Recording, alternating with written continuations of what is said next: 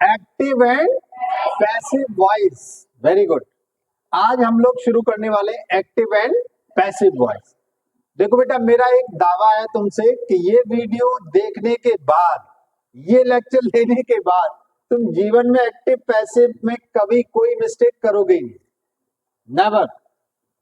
और इतना सिंपल लगेगा तुम्हें एक्टिव पैसिव, जैसे कोई हलवा है कोई टेंशन होगा ही नहीं। बस कुछ थोड़े से स्टेप्स हैं, वो तुम्हें सीखने हैं, ठीक है। Active voice and passive voice, पहले तो ये सीखो कि सर आज तक हमें ये समझ में नहीं आया कि ये एक्टिव वॉइस को एक्टिव वॉइस क्यों बोलते हैं, पैसिव वॉइस को पैसिव वॉइस क्यों बोलते हैं। फिर एक ने बोला सर ये एक्टिव पैसिव तो बहुत बड़ी चीज है, हमें आज तक यही नहीं पता चला कि ये वॉइस क्या होता है। राइट? वॉइस का मतलब होता है बेटा वाक्य। क्या होता है? वाक्य यानी सेंटेंस। वाक्य का मतलब समझते हो हिंदी में? इसकी इंग्लिश होती है सेंटेंस। यानी ऐसा सेंटेंस जिसको एक्टिव वॉइस बोला जाए, ऐसा सेंटेंस जिसको पैसिव वॉइस बोला जाए। सर क्यों बोला जाता है? बहुत सिंपल है। सेंटेंस का जो मेन फॉर्मेशन है बेटा वो क्या है? SVO, ये हमने तुम्हें बताया है। This is the soul of every sentence. यही आत्मा है प्रत्येक सेंटेंस की, इंग्लिश के। इसी सीक्वेंस में मिलता है सब्जेक्ट, वर्ब, ऑब्जेक्ट। कोई डाउट? ये चीज अगर तुम्हारी समझ में आ गई तो तुम्हारे इंग्लिश के सेंटेंस की आत्मा तुम्हारी समझ में आ गई, यानी उसकी फॉर्मेशन तुम कर लोगे। ठीक है। जितने भी हमारे एक्टिव वॉइस वाले सेंटेंस होते हैं, यानी एक्टिव वॉइस जो होते हैं, वो सब किस फॉर्म में रहते बेटा? SVO। किस फॉर्म में रहते? SVO में। यानी सब्जेक्ट सबसे पहले आता। सब्जेक्ट को हिंदी में क्या बोलते बेटा? कर्ता। क्या बोलते हैं? कर्ता। यानी ऐसे सेंटेंस जिनमें कर्ता प्रधान है, कर्ता एक्टिव है, सब्जेक्ट एक्टिव है, सब्जेक्ट प्रधान वाक्य जिसमें सब्जेक्ट डोमिनेट करता है। डोमिनेट कौन करता है? जो सबसे आगे चलता है। जैसे कोई रैली वैली होती है, कोई प्रदर्शन होता है, तो नेता कहां चलता है? सबसे आगे। नेताजी सबसे आगे रहते हैं, उसके पीछे पब्लिक भीड़ रहती है। राइट? तो इसी तरह इसको समझ लो बेटा, जहां पे सब्जेक्ट प्रधान है, सब्जेक्ट सबसे आगे झंडा लेके खड़ा है, ऐसे सेंटेंस को हम बोलते हैं बेटा एक्टिव वॉइस, कर्ता प्रधान वाक्य। राइट? आज इसको सीखो बेटा। इसमें उल्टा हो जाता है। पैसिव वॉइस में क्या होता है बेटा?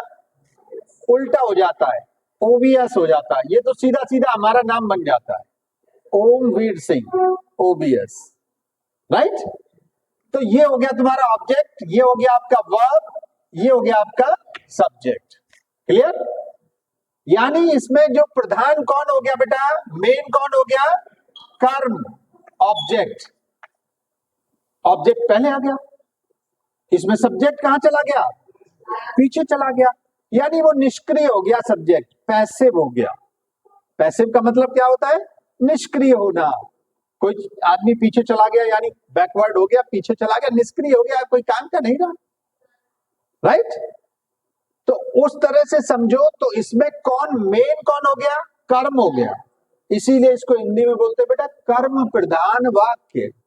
यानी जिसमें कर्म डोमिनेंट है, कर्म आगे लगा है, ऑब्जेक्ट पहले लगा है, वो सेंटेंस हमारा कैसा है बेटा? Passive voice.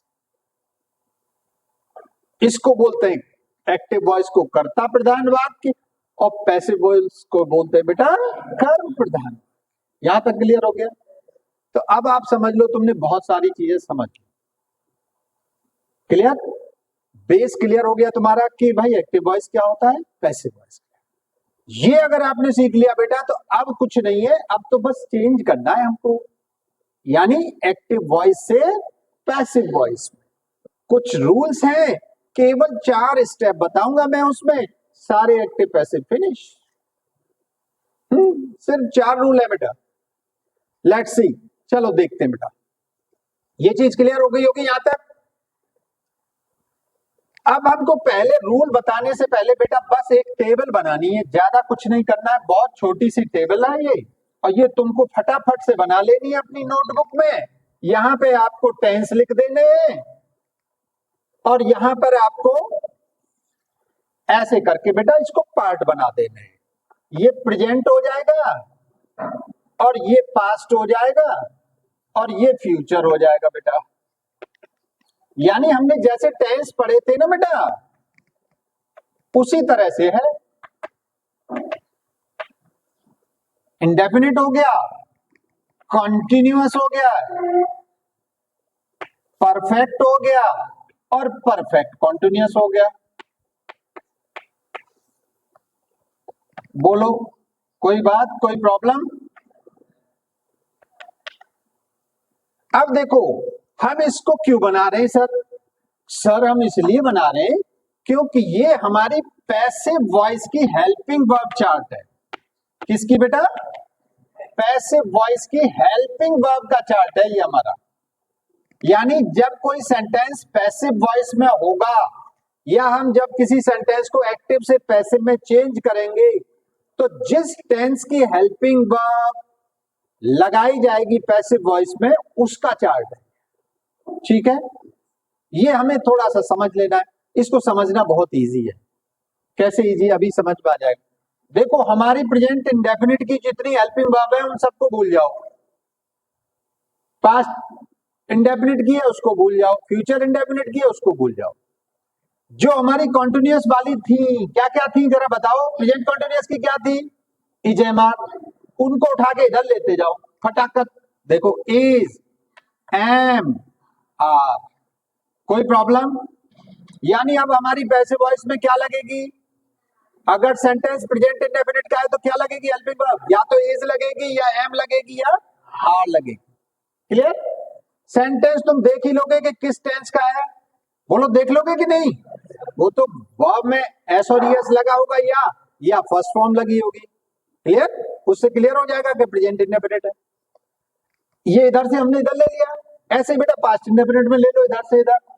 यहां वाज वर होती थी, इसको इधर लिख दो वाज एंड वर। ठीक, यानी पास्ट इंडेफिनिट की अब हेल्पिंग वर्ब क्या हो गई? वाज वर। ये पैसिव वॉइस वाली है बेटा। ऐसे ही इसको ले लो बेटा, इसकी इधर ले लो, will be, shall be. Very good, कोई प्रॉब्लम? हमने इधर से इधर उठाई है, कुछ किया ही नहीं जाना। अब तुम यहां क्या करते थे उसको अभी बाद में देखेंगे। अब ये जितनी हेल्पिंग वर्ब है बेटा इनमें कुछ नहीं करना है, कॉन्टिन्यूअस में काम जारी रहता है। जानते हो कि नहीं? जारी रहता है तो बीइंग लगता है, रट लो, समझ लो। जहां बीइंग लगाना है, क्या लगाना है? Being, BEING। तो इसमें क्या क्या हो जाएगा? इज बीइंग, एम बीइंग और आर बीइंग। बोलो कोई प्रॉब्लम? इन सब में बीइंग लगाना है बेटा बस। प्रेजेंट कंटिन्यूअस की अगर मान लो सेंटेंस आ गया तो ये लगाना है, is being, am being, are being में से कोई एक। सिंगुलर नंबर है इज बीइंग, प्लूरल है तो आर बीइंग, आई लगा है तो एम बीइंग। क्लियर? चलो ऐसे ही पास्ट कंटिन्यूअस को देख लो बेटा, इसमें भी क्या हो जाएगा? Was being and were being. कोई प्रॉब्लम? बीइंग लगता है। अब बेटा ये आया फ्यूचर कंटिन्यूअस। बहुत इजी बात ये है कि इसका कुछ करना ही नहीं है, ये बनता ही नहीं, इसलिए इस पर दिमाग ही नहीं लगा। क्लियर? अब मैं तुम्हें मान लो एक आदमी, एक चीज हमने कम की है तो और चीजें कम कर देते बेटा। परफेक्ट कंटिन्यूअस भी तीनों नहीं बनते। बहुत हल्का हो गया सर ये तो। अब देखो बहुत इजी बात, हमने क्या किया था, यहां से यहां उठा के लाए थे। अब ऐसे यहां की सारी हेल्पिंग वर्ब इधर उठा लाओ, यानी ये परफेक्ट जितने भी होंगे उन सब में बीन लगेगा। क्या लगेगा? BEEN, been. तो यहां क्या क्या हो जाएगा बेटा? हैज बीन और हैव बीन। हम इसीलिए कहते हैं बेटा हमारा वीडियो देखते हुए पढ़ा करो, देखते हुए नोट्स बनाया करो। तो इस तरह से अगर हम समझा दे रहे हैं तो तुम्हें रट्टा मारने की जरूरत नहीं पड़ेगी कि तोते की तरह रट्टे लगे पड़े होगे। प्रेजेंट कंटिन्यूअस में क्या होती है, पास्ट कंटिन्यूअस में क्या। रट्टा न मारो बेटा, समझ लोगे चीजों को तो लाइफ लॉन्ग भूलोगे नहीं, इसलिए देखते हुए समझते हुए लिखा करो, नोट्स बनाया करो। यहां से यहां आ गई, ऐसे इसको ले लो बेटा, इसकी क्या थी, हैड बीन थी ना, हैड बीन, वेरी गुड। अब इसमें चाहे सिंगुलर नंबर हो प्लूरल नंबर हो, सबके साथ हैड बीन। ऐसे इसको ले लो बेटा, will have been, shall have been होता है, यही ले लो सारा, विल हैव बीन और शैल हैव बीन। कोई प्रॉब्लम बताओ, बहुत इजी है। ये तुम्हारी चीजें हो गई बेटा पैसिव वॉइस की हेल्पिंग वर्ब। ये हमें हर पैसिव वॉइस के सेंटेंस में यूज करनी ही करनी है, ध्यान से समझ लो इस चीज को। पहले हमें एक्टिव वॉइस का टेंस देखना है कि किस टेंस का है, वो कैसे पहचान करोगे बताओ, हेल्पिंग वर्ब से और वर्ब से। जिस टेंस की हेल्पिंग वर्ब होगी उसी टेंस का सेंटेंस है। क्लियर, ये चीज तुम्हारी क्लियर हो गई। अब कुछ नहीं है बेटा, केवल 4 स्टेप लेने हैं आपको, 4 स्टेप्स। एक्टिव पैसिव में केवल आपको 4 स्टेप का ध्यान रखना है, कुछ नहीं करना। यहां कर्ता पहले रहता है, इसमें कौन पहले रहता है, कर्म। तो फर्स्ट रूल हमारा क्या कहता है बेटा, ऑब्जेक्ट इज चेंज्ड इनटू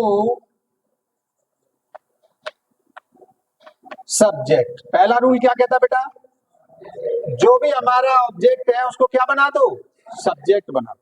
यानी सबसे पहले लिख लो, पीछे से उठाओ, वर्ब के पीछे मिलता है ऑब्जेक्ट, जानते हो 2 तरह का होता है, ये भी हम बता चुके हैं, डायरेक्ट ऑब्जेक्ट और इनडायरेक्ट। जनरली पहले इनडायरेक्ट ऑब्जेक्ट आता है, फिर डायरेक्ट ऑब्जेक्ट। क्लियर, चलो तो उसको सबसे पहले लेना है।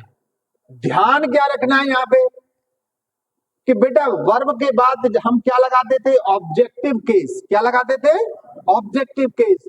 चूंकि हम उसका ऑब्जेक्ट की जगह से हटा के कहां लगा रहे हैं, सब्जेक्ट की जगह उठा के इधर ला रहे हैं ना, तो सब्जेक्टिव केस लगेगा। पर्सनल प्रोनाउन में आपने पढ़ा होगा, हम बता चुके हैं सारे। फर्स्ट वीडियो ही हमारा पर्सनल प्रोनाउन का, राइट, जिसने नहीं देखा है वो देख लेना। रूल नंबर 2 क्या है बेटा,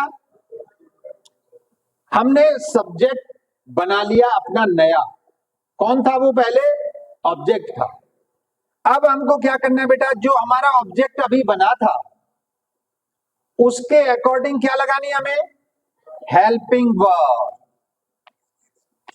हेल्पिंग वर्ब अकॉर्डिंग टू, किसके अकॉर्डिंग बेटा,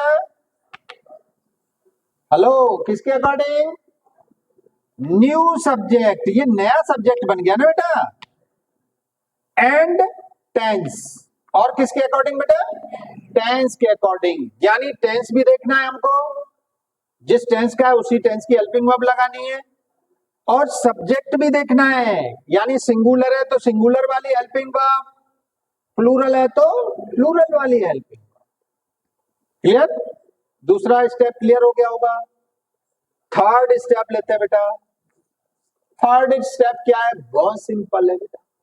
पैसिव वॉइस में कोई भी सेंटेंस किसी भी टेंस का हो, चाहे प्रेजेंट इंडेफिनिट, प्रेजेंट कॉन्टिन्यूअस, किसी भी का, सब में वर्ब की थर्ड फॉर्म लगता है। सिंपल सा, कुछ दिमाग ही नहीं लगाना। थर्ड फॉर्म मतलब पैसिव वॉइस लगना ही लगना है थर्ड फॉर्म बेटा, कोई इसमें भूलना ही नहीं है। थर्ड रूल क्लियर हो गया होगा, इसमें कुछ नहीं देखना है, कोई टेंस हो, थर्ड फॉर्म ऑफ वर्ब।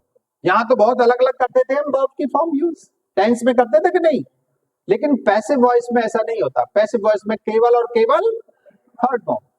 चलो बेटा, फोर्थ स्टेप और सरल है। यस, ये जो बाई है प्रीपोजिशन, इसको लगाना है कहां पे, बिफोर। किससे पहले लगाना है बेटा, जो सब्जेक्ट है हमारा, इसको हमको कहां ले जाना है, पीछे, ऑब्जेक्ट बनाना है। तो बिफोर न्यू, ये नया ऑब्जेक्ट हमारा बन गया। क्या बन गया बेटा, न्यू ऑब्जेक्ट। जो हम जिसको पहले लगा था उसको पीछे ले जा रहे हैं, यानी ऑब्जेक्ट की जगह ले जा रहे हैं। उससे पहले हमको क्या लगाना पड़ेगा बेटा, बाई। क्लियर हो गया होगा यहां तक।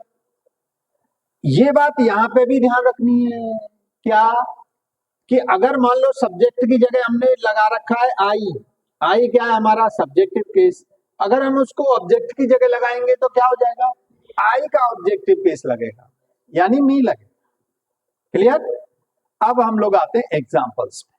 सारे रूल क्लियर हो गए बेटा तुम्हारे, कुछ भी नहीं छूटा इसमें, सब कुछ क्लियर हो गया। आप चाहो तो स्क्रीनशॉट ले लेना, इसका फोटो ले लेना, सारी चीजें क्लियर हो गई यहाँ। अब हमको सिर्फ प्रैक्टिस करना है, एग्जांपल्स देखने हैं, सारे एक्टिव पैसिव फिनिश। बाकी कुछ स्पेशल रूल्स हैं वो मैं अलग से बताऊंगा आगे, पहले बेसिक कुछ एग्जांपल्स बताता हूं, ठीक है। चलो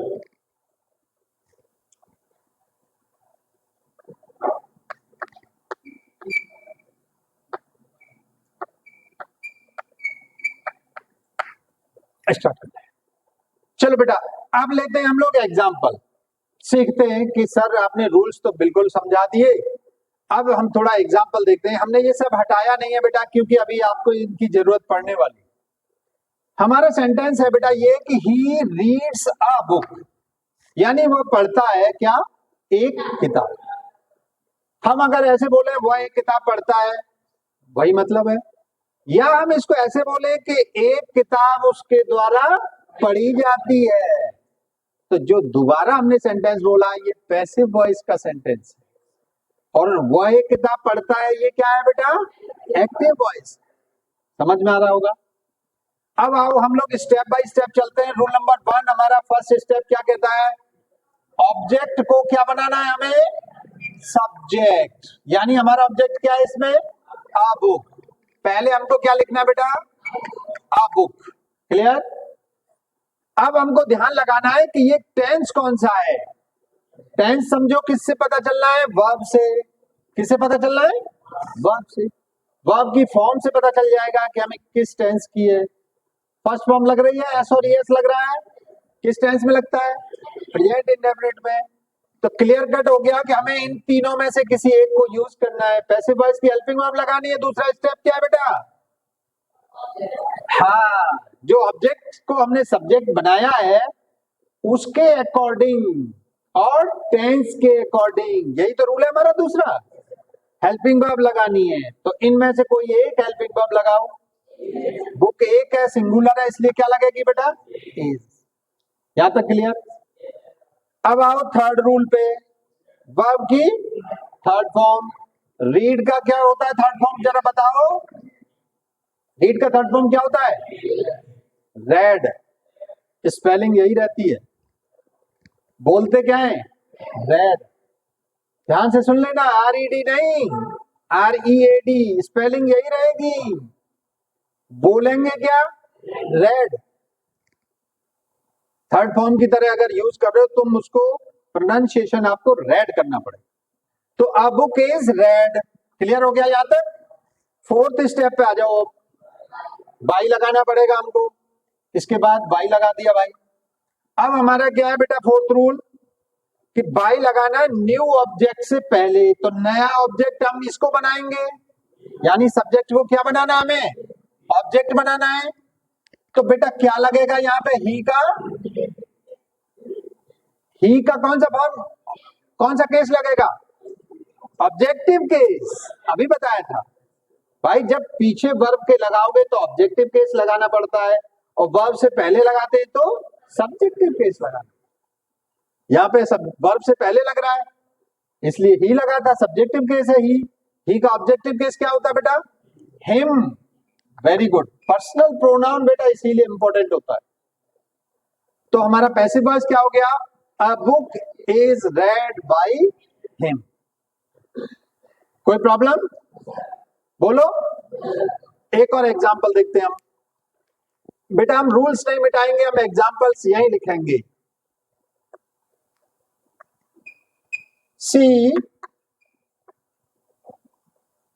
टीचेस मी इंग्लिश, यानी वह मुझे इंग्लिश पढ़ाती हैं। अब भाई सी है ये, समझ रहे हो कि नहीं, ही नहीं है ये, सी। तो देख लो जरा, सब्जेक्ट सी, टीचेस, वर्ब मी ऑब्जेक्ट, इंग्लिश भी क्या है बेटा? ऑब्जेक्ट। हम आपको बता चुके हैं बेटा, दो तरह के ऑब्जेक्ट होते हैं, इनडायरेक्ट ऑब्जेक्ट और डायरेक्ट ऑब्जेक्ट। किसे या किसको के जवाब में जो आंसर आता है वो क्या होता है? Indirect object. क्या के जवाब में जो आंसर आता है वो क्या होता है? Direct object. ये बहुत पहले क्लियर कर चुके हैं हम तुम्हारा। क्लियर? अब तुम दोनों में से किसी को भी इधर ला सकते हो बेटा, जरूरी नहीं है कि इसको ही लाओगे या इसको ही लाओगे, दोनों में से किसी को, जो तुम्हारी मर्जी है। राइट? समझ लो बेटा। तो पहला स्टेप हमारा क्या है? ऑब्जेक्ट को सब्जेक्ट बनाओ। मी को ला रहे हो, चलो मी को ले आते हैं पहले। तो मी को जब सब्जेक्ट बनाएंगे तो मी का सब्जेक्टिव केस क्या होता है बेटा? आई। Very good. क्लियर?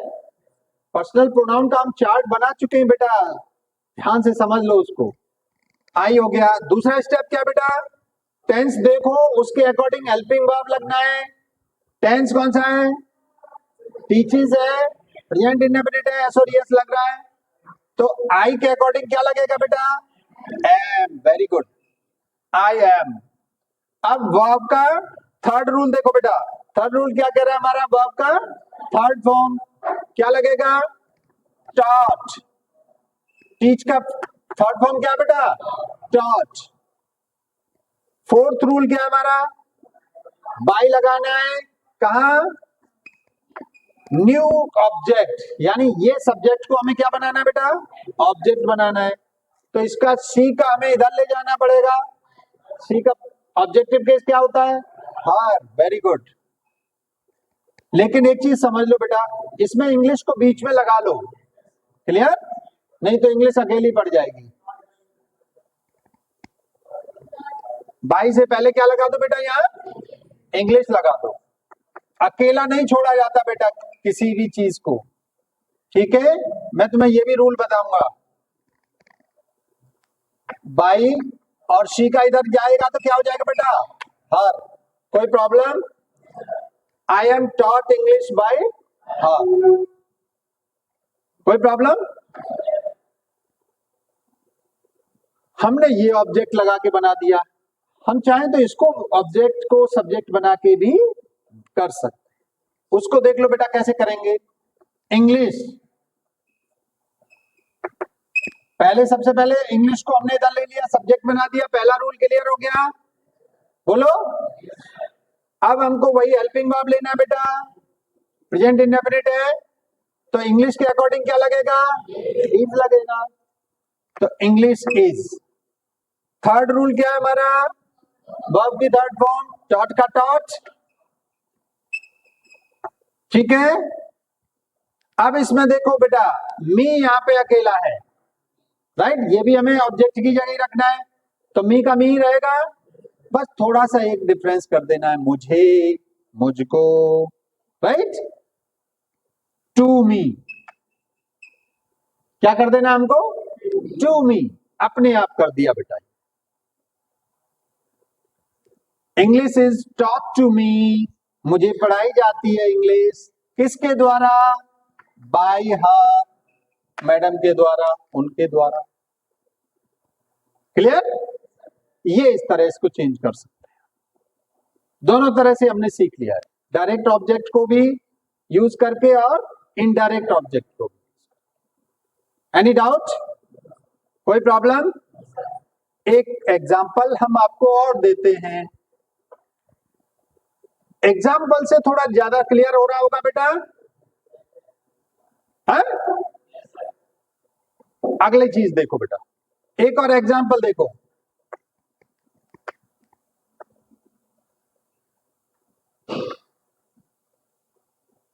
एक सेकंड, इसको थोड़ा सा हम कॉन्टिन्यूअस वाला एक लेते हैं।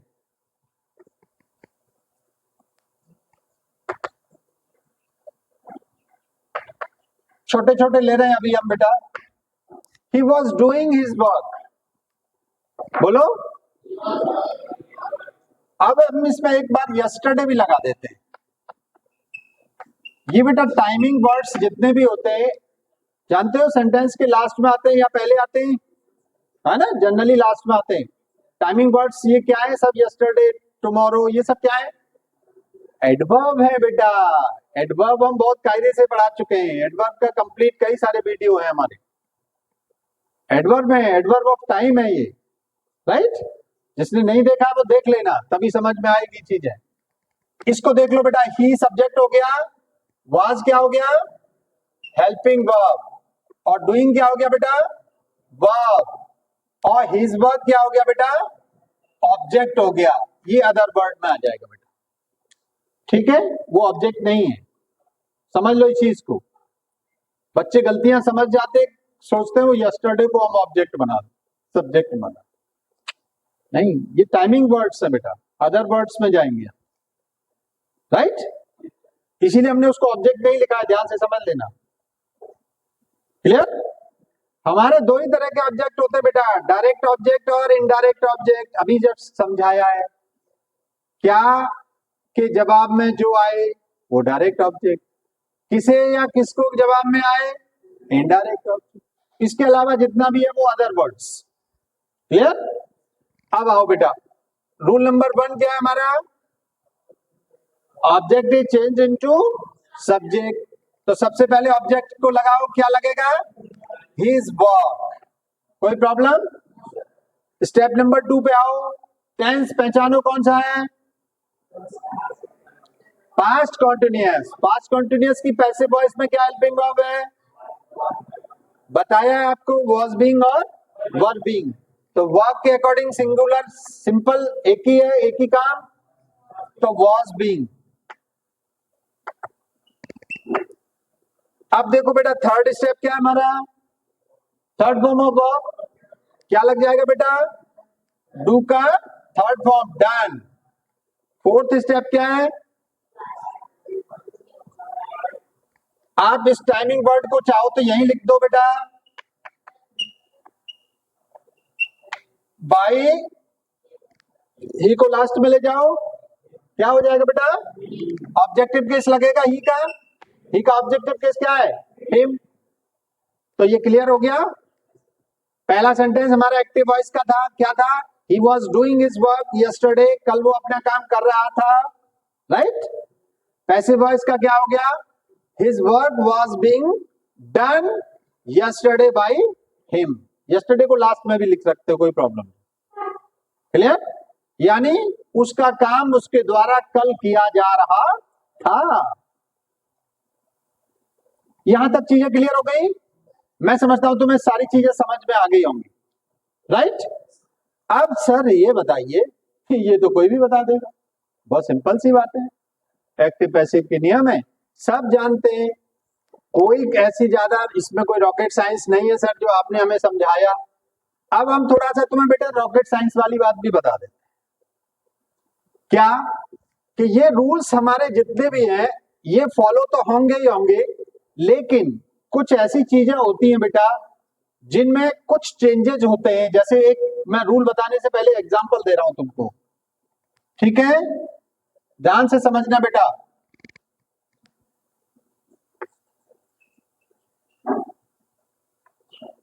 एवरीवन या एवरीबॉडी लाइक्स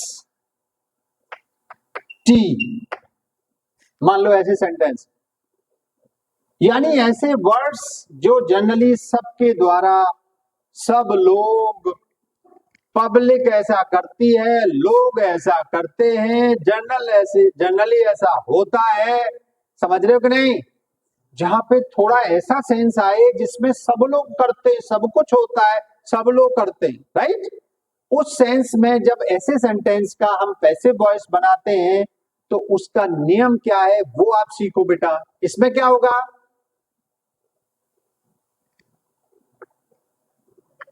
ये वाइफर डिफरेंशिएशन कर लो, एवरीवन सब्जेक्ट है, लाइक्स वर्ब है, टी क्या है, ऑब्जेक्ट है।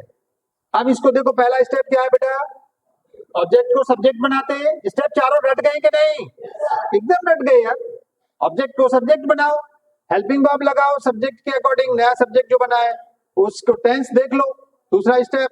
थर्ड स्टेप में वर्ब की थर्ड फॉर्म, फोर्थ स्टेप में बाई लगा के ऑब्जेक्ट लिख दो, काम खत्म। यही तो है पैसिव वॉइस, क्या है, हलवा है, फटाफट हो जाता है।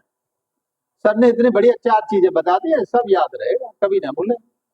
क्लियर? तो हमने क्या किया बेटा, सबसे पहले टी, ठीक है, पैसिव वॉइस है, प्रेजेंट इंडेफिनिट है, लाइक्स आ रहा है, क्या होगा बेटा, इज। आगे क्या होगा बेटा, लाइक्ड, एवरीवन लाइक्स टी। और अगर हम यहां ये भी लगा दें बेटा एवरीवेयर, क्यों, ये भी तो लगा सकते हैं, हर जगह मान लो लगा दिया, सब लोग हर जगह चाय को पसंद करते हैं, है ना, ऐसे बोलते हो कि नहीं, ऐसा ही सेंटेंस मान लो इसको। तो इसमें क्या होगा बेटा, टी इज लाइक्ड। अब तुम्हें सीखना क्या है, नियम क्या है, जब सब लोग, हर कोई, प्रत्येक, ये जब ऐसे वर्ड्स जब आते हैं तो बेटा उसमें बाई लगा के वो वर्ड नहीं लिखे जाते, ऐसे ही छोड़ दिया जाता है। T is liked by everyone लगाने की कोई जरूरत नहीं है बेटा, कुछ लगाने की जरूरत नहीं है, by one, everyone, by people, कुछ लगाने की जरूरत नहीं। अगर यहाँ पीपल होता तब भी वो भी नहीं लगाने की जरूरत पड़ती। लोग चाय को पसंद करते हैं, बस करते हैं, कहां करते हैं, सब जगह करते हैं, लगाओ तो ये वर्ड बस लगा दो, एवरीवेयर। अगर दिया है तो, अगर नहीं दिया है तो मत लगाओ। क्लियर हो रहा है कि नहीं, बस इतना भी लिख देते तुम, टी इज लाइक्ड, बस चाय पसंद की जाती है। अब सबके द्वारा की जाती है तभी तो चाय पसंद की जाती है। मीनिंग समझ रहे हो कि नहीं बेटा?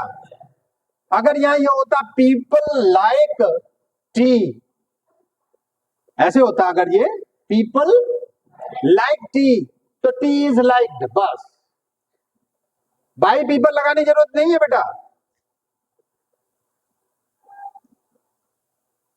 ये रूल होता है, जहां सब कोई, हर कोई, लोग, है ना, जब इस सेंस की ऐसे वर्ड्स का यूज जब सब्जेक्ट की तरह यूज किया जाता है तो उसमें बेटा बाई लगा के आगे वो लिखने की जरूरत नहीं होती। क्लियर हो गया होगा रूल? Any doubt? चलो बेटा, अब तक हमने सीखा बेटा जो हमारे असर्टिव सेंटेंस होते हैं उनका एक्टिव से पैसिव कैसे बदलते हैं। सारे रूल्स हमने क्लियर हो गए, चारों स्टेप क्लियर हो गए, राइट? अब हम लोग सीखते हैं कि जो इंपरेटिव सेंटेंस हमारे होते हैं उनका हम जो है पैसिव वॉइस कैसे बनाते हैं। तुम लोगों को याद होगा इंपरेटिव सेंटेंस क्या होता है, हमने इसका पूरा कंप्लीट वीडियो दे रखा है तुम्हें सेंटेंस के टाइप्स का बेटा। जिन लोगों ने पढ़ा होगा, देखा होगा, वो लोग समझ गए होंगे कि इंपरेटिव वो सेंटेंस होते हैं जिनमें क्या क्या आता है बेटा, ऑर्डर, ऑर्डर का सेंस आएगा, रिक्वेस्ट और सजेशन, वेरी गुड, एडवाइस, और क्या आएगा बेटा, है कमांड। यानी ऐसे सेंटेंस जिसमें ये सब भाव यानी ये फीलिंग्स आए, या तो ऑर्डर की आए, या रिक्वेस्ट की आए, या कमांड की आए, कुछ भी आए, राइट? गो देयर, वहां जाओ, कम हियर, यहां आओ, राइट? ओपन द डोर, दरवाजा खोलो, प्लीज हेल्प मी, कृपया मेरी मदद करो, है ना? Get up early in the morning, जल्दी जगो, सुबह सजेशन मिल रहा है, राइट? तो ऐसे सेंटेंस में तुमने देखा होगा बेटा इसमें कौन साइलेंट होता है, सब्जेक्ट। सब्जेक्ट कहीं लिखा ही नहीं रहता। जैसे तुम देखो गो देयर, वहां जाओ, कहां है इसमें सब्जेक्ट, कहीं है, कहीं नहीं है बेटा। इस सेंटेंस में क्या छुपा है बेटा, यू सब्जेक्ट छुपा है। क्या छुपा है, यू। कहने को ये क्या है, यू गो देयर, राइट? लेकिन यू को बोलते नहीं, राइट? दूसरा सेंटेंस देखो, ओपन द डोर, जैसे कोई बोले तुमसे ओपन द डोर, दरवाजा खोलो, इसमें भी सब्जेक्ट छुपा है। यानी इंपरेटिव सेंटेंस में यू सब्जेक्ट हाइड रहता है, छुपा रहता है। क्लियर हो गया होगा ये बात? अगली चीज देखो बेटा, अब हमको सीखना है कि इनका सर पैसिव वॉइस कैसे बनाते हैं। इसका बेटा एक फॉर्मूला है, बस एक ही फॉर्मूला है, ठीक है। तरीके दो हैं, रूल दो हैं बेटा, दोनों में से किसी भी रूल से आप चेंज कर लेना, दोनों तरह से किसी से भी करोगे वो सही है तुम्हारा पैसिव वॉइस। पहला रूल समझो बेटा, सबसे पहले लगाना पड़ेगा तुम्हें लेट। क्या लगाना पड़ेगा बेटा? लेट। ये वर्ड को याद रखना, जब अगर पैसिव ये वाला इंपरेटिव सेंटेंस अगर आ गया तो लेट से तुम्हें पैसिव वॉइस बनाना पड़ेगा, राइट। उसके बाद क्या आएगा बेटा? ऑब्जेक्ट। जो तुम्हारा ऑब्जेक्ट था उसको सब्जेक्ट बनाना पड़ेगा, क्लियर। उसके बाद क्या आएगा बेटा? बी। क्या आएगा बेटा? बी, यानी लेट भी लगेगा और बी भी लगेगा, ये दोनों कंपलसरी है बेटा। उसके बाद क्या आएगा बेटा? V3, वर्ब की थर्ड फॉर्म। ये फॉर्मूला याद कर लो बेटा, मैथ का सा फॉर्मूला है पैसिव वॉइस का, राइट। अगर हमारा सेंटेंस कैसा है बेटा? इंपरेटिव सेंटेंस, ये इंपरेटिव सेंटेंस को पैसिव वॉइस में जब चेंज करेंगे तो यही फॉर्मूला लगेगा। चाहे सेंटेंस कितना भी लंबा हो छोटा हो कोई मैटर नहीं करता, चाहे सेंटेंस में ऑर्डर दिया है, रिक्वेस्ट दिया है, सजेशन दिया है, एडवाइस दिया है, कुछ भी दिया है, बस केवल एक, हाँ ये रिक्वेस्ट वाले में थोड़ा तुम्हें अलर्ट होना पड़ेगा क्योंकि इसमें प्लीज लगा रहता है, ठीक है। इसको ना बदलना इस तरह से, बाकी सबको बदल देना, मैं वो भी बताऊंगा। अभी एग्जांपल देखते हैं बेटा, जैसे ये है गो देयर, इसमें मान लो तुम्हें पैसिव वॉइस में बदलना है, तो क्या इसका बनाओगे? बोलो, वहां जाओ। इसमें क्या है बेटा? गो क्या है? वाह, वेरी गुड। और देयर क्या है बेटा? नो। ऑब्जेक्ट केवल दो बताए हमने, इनडायरेक्ट ऑब्जेक्ट और डायरेक्ट ऑब्जेक्ट। अभी समझाया है कि केवल हमारे वही वर्ड्स एंड ऑब्जेक्ट होते हैं जिनको किसे या किसको के सेंस में जवाब मिले तो इनडायरेक्ट ऑब्जेक्ट, क्या के सेंस में जवाब मिले तो डायरेक्ट ऑब्जेक्ट। बेटा रट लो, इन चीजों को समझ लो, बार बार बताई जा रही। इनके अलावा जितने भी कोई वर्ड्स या वर्ड आ रहे हैं तुम्हारे कई सेंटेंस में, वो हमारा ऑब्जेक्ट नहीं होता है, ध्यान से समझ। इसलिए इसका इस नियम से पैसिव वॉइस नहीं बनेगा।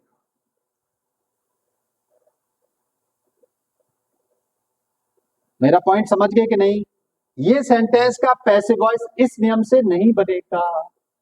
दूसरा नियम देखो बेटा, क्लियर समझ लो बेटा। दूसरा नियम क्या है? जैसा मीनिंग का सेंटेंस हो, जैसे भाव का सेंटेंस हो, उसी भाव के अकॉर्डिंग तुम्हें क्या लगाना है? You are.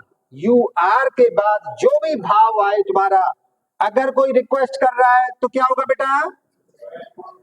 रिक्वेस्टेड, ठीक है। अगर मान लो कोई रिक्वेस्ट की जगह ऑर्डर दे रहा है तो क्या होगा बेटा? Ordered, clear. अगर मान लो कोई तुम्हें क्या कह रहा है बेटा? एडवाइस दे रहा है, एडवाइज्ड बेटा एसईडी होता है वर्ब वाली फॉर्म, राइट। ये नाउन वाली लिखी हुई है या सी, एडीवीआईसीई होता है तब नाउन होता है बेटा, और जब एडीवीआईएसई होता है तो क्या होता है बेटा? वर्ब होता है, जानते होगे ये चीजें।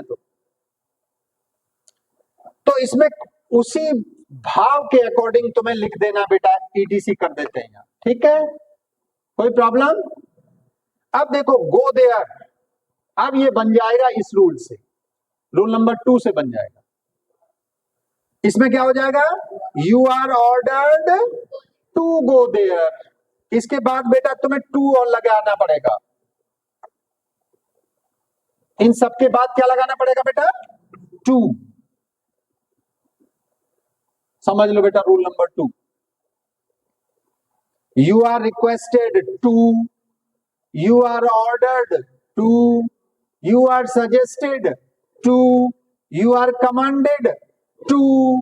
और हम तुम्हें बता चुके हैं कि टू के बाद हमेशा वर्ब की कौन सी फॉर्म लगती है? First form. क्यों? क्योंकि टू इंफिनिटिव होता है और इंफिनिटिव टू के बाद हमेशा कौन सी फॉर्म लगती है? First form. इंफिनिटिव, जीरांड, पार्टिसिपल बहुत क्लियर कट हम बता चुके हैं। जिन लोगों ने वीडियो देखा है वो ठीक है, समझ लिए होंगे, या क्लास में थे तो समझ लिए होंगे। जिन्होंने नहीं देखा या किसी तरह से मान लो एब्सेंट थे तो उसको देख लेना बेटा। सारे प्ले लिस्ट में जाओ, सब कुछ मिल जाता है।